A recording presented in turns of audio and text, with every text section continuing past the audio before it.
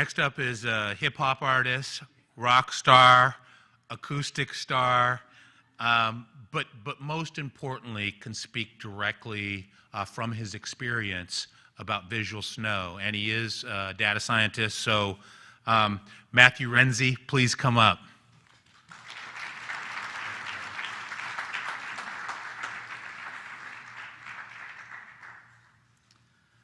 All right, quick show of hands. How many of you deal with a chronic bothersome symptom like visual snow, tinnitus, chronic migraines? It's okay, you can raise your hands. We're all friends here, right? All friends, okay. And how many of you, with your hands up, would say that you are currently suffering from this condition? Okay, I think that's about the same number of hands, okay. Now, how about this question? Is it possible to be in mental, physical, or emotional pain, but to not be suffering? So the purpose of this presentation is to attempt to answer that question. But in order to do that, we need to start with a quick story. So February 7th, 2014 was a pretty usual day for me. I spent my day at work writing software and analyzing data, and that night I went out for dinner and drinks with a few friends. There was nothing really unusual about the day except for the fact that I had a bit of a headache, but it didn't really hurt very much, so I didn't think much of it. So all in all, it was a pretty usual day. I went to bed relatively early, nothing out of the ordinary. However, the next day I noticed that I had a significant brain fog, general difficulty thinking, reasoning, and concentrating. I assumed that I just woke up a little bit groggy, so I didn't think too much of it and just went about my day. However, as I got on with my day, I noticed that I had this strange kind of pins and needles sensation throughout my body, most noticeable in my hands and my feet. So I assumed, well, maybe I'm just coming down with some kind of weird cold or flu, so I just laid low for the rest of the day. However, the next day, I noticed that I had continuous ringing in both of my ears, and this seemed pretty odd since I hadn't been exposed to any loud noises the previous day. As I opened my eyes and looked around the room, I noticed that I had a continuous noise throughout my entire field of vision, kind of like the static from a slightly out of tune analog television. And now this really concerned me, so I scheduled an appointment with my general practitioner for the following day. Over the course of that week, a series of different symptoms emerges, a lot of visual, auditory, and tactile symptoms. First, I'd hardly ever seen a floater in my life, but now my entire field of vision was completely filled with them. In addition, I started seeing after images, exactly the same kind of after images as if you were to look at this image for a little bit and then look away, except these after images were happening after just a fraction of a second of looking at something, and they persisted as well, too. I also started to notice these tiny, bright, zigzagging spots that would appear when I'd look at solid contrast backgrounds, especially blue backgrounds. And these are the same things you kind of see if you stand up too fast sometimes or if you maybe get hit in the head. But these things wouldn't go away, and I just couldn't not see them. They were just always there. Over the course of that week, a series of other symptoms emerged. Some of them were visual, others were auditory, and others were tactile symptoms. All of the symptoms persisted except for the brain fog, which luckily went away after just a few days. My general practitioner ran the standard battery of tests, and everything came back normal. Out of options, he wasn't sure whether he should send me to an audiologist, an ophthalmologist, a neurologist, or some other kind of ologist. So out of ideas, he essentially referred me to the Mayo Clinic to see if they could help. Now, I spent about 2 weeks at the Mayo Clinic getting a variety of tests from dozens of the top specialists in the United States. All of my tests, including a full MRI, came back completely normal. Out of options, they eventually concluded that my symptoms were most likely caused by something referred to as a central sensitization disorder. They had no idea what caused it, there was no known cure, and they essentially told me, well, just eat healthy, get regular exercise, maybe take a yoga class, maybe learn how to meditate, and just kind of wait it out and hope that things improve over time. While I was preparing for my recovery, I was reading about central sensitization disorders, and I stumbled upon this article written by Dr. Goadsby and his team, who's with us here today. The article is titled, "Visual Snow, a Disorder Distinct from Persistent Migraine Aura." The article went on to describe visual snow as continuous tiny dots in the visual field, similar to the noise of static analog television. And when I read this, I thought, wow, this sounds pretty familiar, like I recognize this. The article went on to describe visual snow syndrome as a cluster of symptoms found highly prevalent with patients that report visual snow. These symptoms included palinopsia, that is seeing after images, and increased emptoptic phenomena, like seeing an unusual amount of floaters in your vision, and those little bright zigzaggy lines against blue backgrounds, photophobia, difficulty dealing with bright lights, nyctalopia, difficulty with night vision, and surprisingly, continuous bilateral non-pulsatile tinnitus. Now, as I read this article, I'm thinking to myself, like, this is almost everything word for word that I've been experiencing for several months that no one could even explain to me. About a month later, a second article came out that provided the first evidence that visual snow was, in fact, a real and objectively measurable disease. And more important, that it was not migraine, it was not migraine with aura, or any of these other disorders with similar symptoms like post-hallucinogen perception disorders, or certain psychogenic disorders as well. Now, let's take a moment to fully realize the gravity of the situation at this point in time. I just spent several months of my life going from doctor to doctor, essentially looking for any plausible explanation for what could be going on with me. Half of the doctors, honestly, I just assumed thought I was crazy or just making everything up, and because they couldn't find any objective evidence that there was anything wrong with me, and they'd never heard of this cluster of symptoms. The other half of the doctors, they believed me and they sympathized with my problem, but they were like, well, unfortunately, there's nothing we can do for you, so best of luck.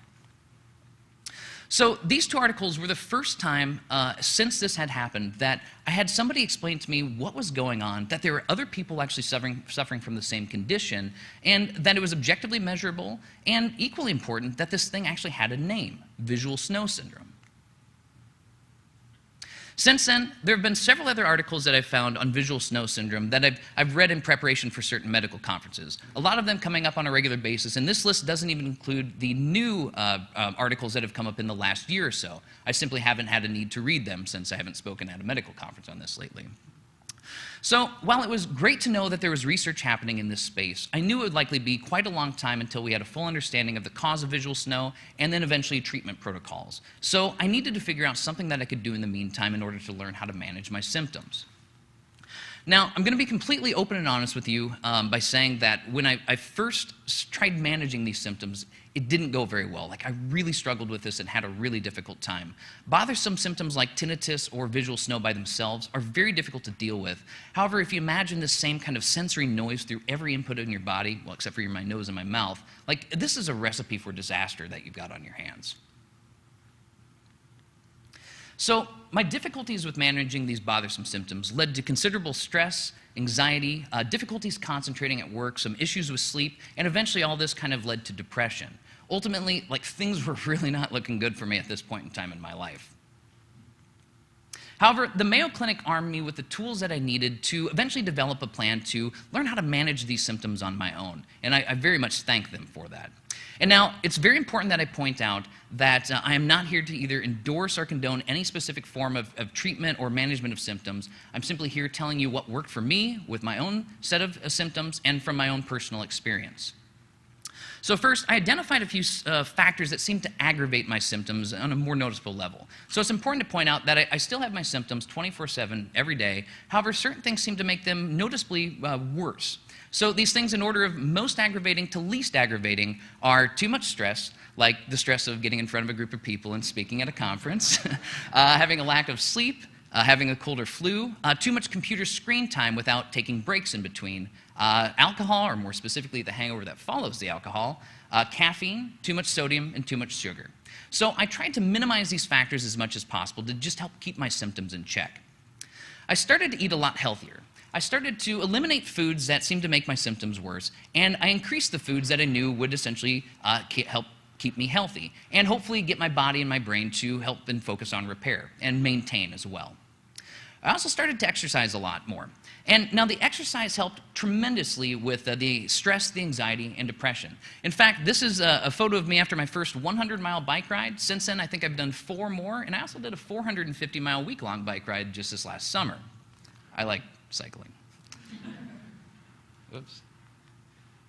I also started taking regular breaks from computer use as well, too. And not just my computer, but from the cell phone as well. So in the past, I could have worked hours on end in front of a computer without any breaks, and I would have been completely fine. However, now I build these breaks in on a regular basis, like once an hour or so that I step away from the computer screen, and I don't go right to my cell phone screen. I essentially go for a walk, I go outside, I ride my bike, essentially do something, stretch, anything to essentially get away from the computer screen for a while. I also started doing yoga. And now, yoga was actually even more beneficial for me than the exercise in terms of helping manage stress, anxiety, and depression. It's because yoga is essentially teaching you how to calm down your sympathetic nervous system, the body's natural fight or flight response. And it's doing this by activating the sympathetic nervous system through physical exertion and movement, while it's also trying to calm it back down using focused awareness of breath and monitoring of bodily sensations. But what's helped me most with managing my symptoms has been mindfulness.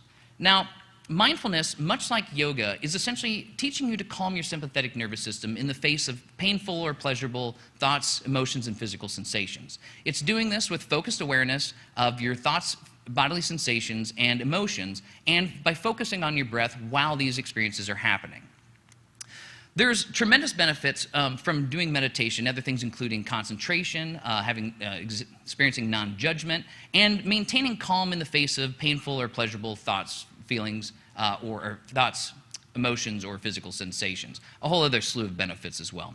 And now, I really want to point out that I'm a very scientific and rational person. I don't have any New Age beliefs. I'm not into any of the spiritual mysticism or any of that quantum healing flapdoodle. Like, that's just not for me. That's not the kind of person that I am. So I was quite skeptical about yoga and meditation, even though it was recommended to me by several experts from the Mayo Clinic. However, over time, I've actually come to learn that there's actually significantly strong evidence from the scientific community that meditation, when done properly, can have tremendous benefits for managing chronic bothersome symptoms like tinnitus and visual snow. In addition, there are also other structural and functional changes that we can now observe happening in the brain that also have tremendous benefits for other things like managing anxiety, stress, and depression. So, I could talk about mindfulness and meditation for quite a bit based on all of the reading that I've done over the past few years. However, in order to essentially help provide a little bit of my own empirical evidence to back up these claims, I'd like to tell you a little bit about some of the research that I've done. And this isn't scientific research, this is just me essentially recording my meditation sessions and what I've seen happen before and after my meditation retreat. So every day when I do my meditation, which typically lasts about 30 minutes, I record biofeedback data and neurofeedback data using a series of devices and sensors.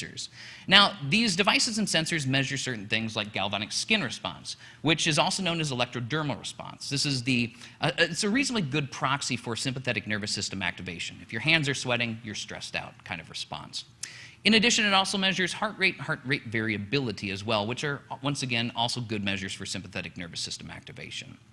This also tells us about the opposite state of affairs, which we call homeostasis, the body's natural resting and recovery state, the thing that we're trying to get to when we're calming down our sympathetic nervous system.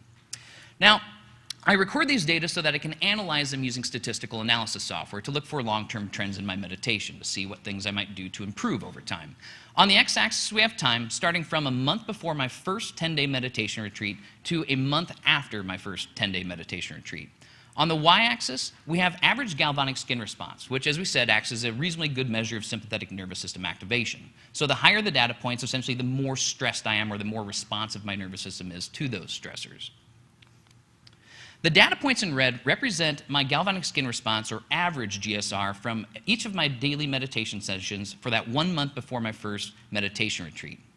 The data points in blue, however, represent the GSR after that first 10 meditation retreat. So for these 10 days, we're essentially learning how to meditate using what's called the Vipassana tradition of meditation. So 24/7, I was essentially confronted with my symptoms, but I had to learn how to calm myself down while being continuously confronting these symptoms. And that had a tremendous effect for me. In fact, I mean, if you look at these data points, we can see that this is a night and day difference in terms of my ability to help manage my own systems and to respond more positively to the symptoms that I was experiencing. And now, I really want to point out that this is just a case study sample size of one.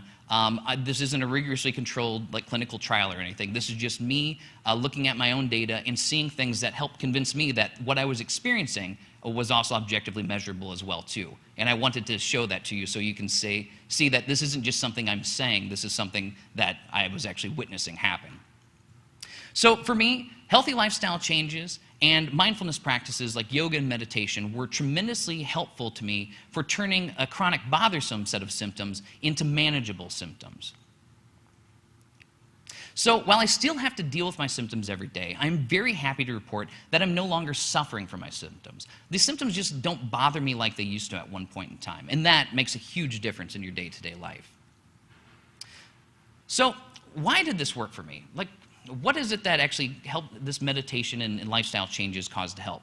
Well, this is my super oversimplified explanation based on the best of my understanding from the experts that actually study this.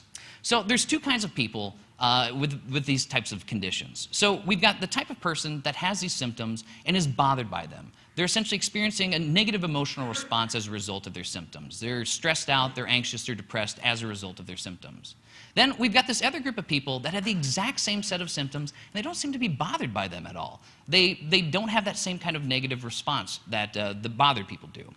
So what it looks like is that the people that are bothered by their symptoms have essentially wired this negative response to the symptoms in their brains. So the negative thoughts, the negative emotions, the stress, anxiety, depression get wired up with the experience of the symptoms.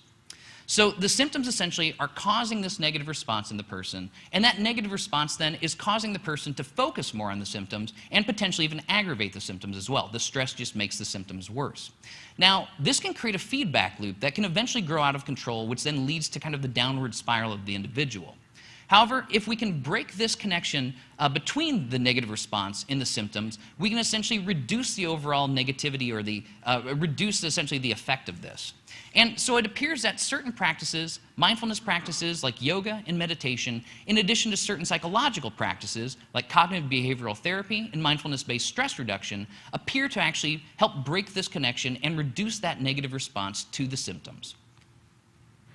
And now I want to point out that this is much easier said than done. I'm standing up here talking as this, oh yeah, anyone can do this. But I do need to point out that where I was a couple years ago to where I am today was not an easy path to walk. This actually took quite a bit of time, a bit of effort, and it was just a difficult journey all in all. So when we think about our recovery plan, in general we have this idea that recovery is going to be this just gradual staircase, and each day we're going to take a step up and get better and better and better. And it's just deceptively simple. Just keep moving forward and you'll eventually get better. But the reality is that recovery is a wildly jagged mountain range with more ups and downs than you could ever imagine. However, over time, you start to notice that you're having less and less bad days and more good days. And finally, when you're at the end, you look back and you realize just how far you've actually come over the time. And this is really important. I mean, the recognition that recovery is not just an easy path forward. It does take time, it does take effort. So for those of you who are still struggling to manage your bothersome symptoms, I have a few words of advice. Number one, there is hope. We have people researching this visual snow syndrome, tinnitus around the world, and things are moving forward in terms of research. We have organizations popping up like the Visual Snow Initiative that are essentially helping spread awareness and helping raise funds to get the research done that needs to be done. Number two, don't give up. In the meantime, we have things that we can do in order to help manage our symptoms while the experts are essentially working on developing treatment protocols. So there are more people, not just me, there are people out there that have used mindfulness, healthy lifestyle changes, yoga, meditation, in order to help manage their symptoms. And third, try to change your relationship with your symptoms if possible. And I know this is, once again, easier said than done. If you can reframe this experience as a positive thing, an opportunity to improve your life, to help others, to essentially make the world a better place, that makes a huge difference. A lot of people ask me, well, why do you get up here and speak about visual snow syndrome other than, self-interest? I'd really like to see the research move forward. And the reason is actually quite simple. When I was at that first meditation retreat and I started to realize that, wow, this actually might be working, it occurred to me that this may actually not just be this terrible thing that happened to me and woe me. This could actually be an opportunity for me to help others that are suffering. And once you've had that fundamental shift in the way you're thinking about this problem, things like visual snow and tinnitus and other chronic symptoms stop becoming this enemy that you're fighting every day, and instead become this sometimes annoying companion that's riding alongside with you for your life that constantly reminds you about a few really important aspects of life. For example, as weird as this sounds, visual snow is now kind of more of a constant reminder to me of certain very important things, life lessons, if you will. Things like to remember to enjoy life and actually appreciate everything that I have. The parts of my body that are working just fine work very well, and I like that. So even if certain things are not working as well as I'd like them to, there are definitely worse things that could be happening to me. Number two, to be empathetic to the suffering of others. And this is something I really didn't do in my younger age, but now having gone through this, I recognize when others are suffering, and I try doing what I can, which I recognize is not all that much, in order to help minimize the suffering of others. And third is to remember to always be mindful. Like, this mindfulness stuff isn't just applicable to visual snow. I've used these practices in order to deal with very difficult aspects of my life and all of the things that I do, like public speaking or getting up in front of a group of people. So there's actually quite a bit that we can do in the meantime in order to help manage our symptoms. So where do we go next? If you're interested in learning more about any of the topics we discussed today, first, if you're interested in learning more about mindfulness practices from an academic perspective, the best source of information I've found in a couple years now of looking is a video lecture series called The Science of Mindfulness by Professor Ron Siegel of Harvard University.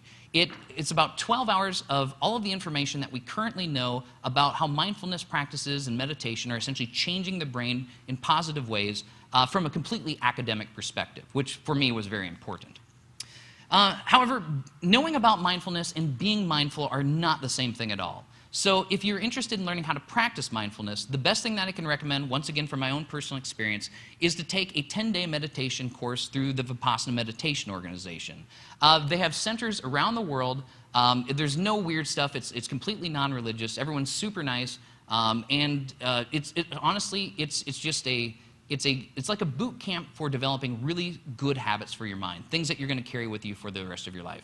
And I'm not affiliated with any of those organizations, so I don't have any conflict of interest in mentioning this. All right, so if you only take one thing away from this presentation today, let it be this, that it is possible to be in mental, physical, or emotional pain, but to not be suffering. This is because suffering is how we respond to pain. Thank you.